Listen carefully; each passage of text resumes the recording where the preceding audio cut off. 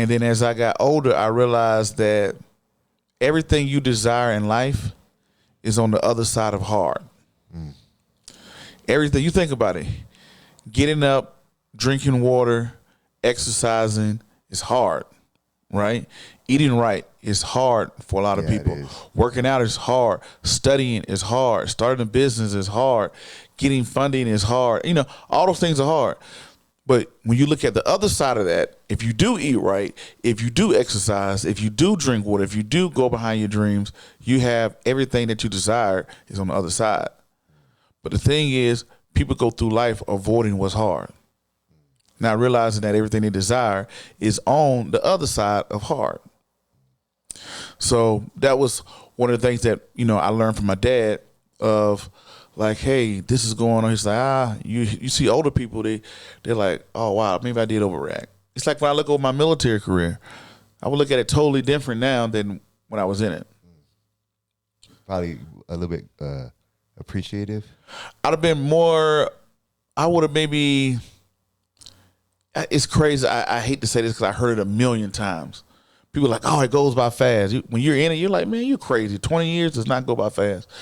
But I think maybe I would have enjoyed it a little bit more. I'm not upset about anything, but I probably would have enjoyed some of the things a little bit more.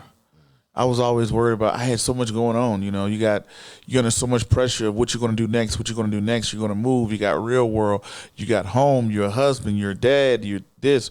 You're thinking about, am I going to sign another contract? Am I going to stay in? You know, it's all these things going on at the same time. The military got so many moving pieces at one time, and you get so caught up in the moment that you don't realize the bigger picture.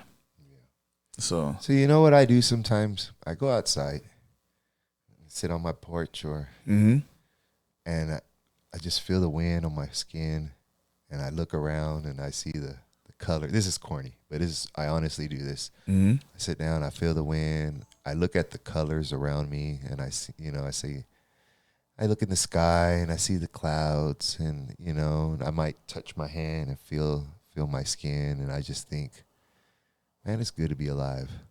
Oh yeah. I'm not promised none of this. I'm not promised to feel this wind. I'm not promised to look into the sky and see the deep blue and think how beautiful it is. I'm not promised any of this. This could all be taken away today or tomorrow, or who knows. You're never promised tomorrow. And whenever I get really stressed out, I just go outside and I just enjoy being alive. I don't know if y'all take that home and y'all try it. Maybe it'll work for you, but I tried it, all right, and it works very much for me. So you got a ex-Vietnam veteran dad. Yep. You got a mom that's an entrepreneur, right? Yep. They're both from deep south, so they're probably pretty strict, I'll say. Oh yeah. Yeah. And then you got you're the baby, you got three older brothers, you're all pretty close in age, right? They get all the athleticism. Yeah. And then so I stole this. You ever heard of Patrick Ben-Davis? Does a Valuetainment podcast. He's been on my podcast. Has he? Okay, yeah. So that's nice. I stole his question. He has a question he always asks. I ask it because it's a great question because you can learn something. What kind of guy were you in high school? Kind of guy I was in high school. I was, I'm actually married. My wife, we met in high school too.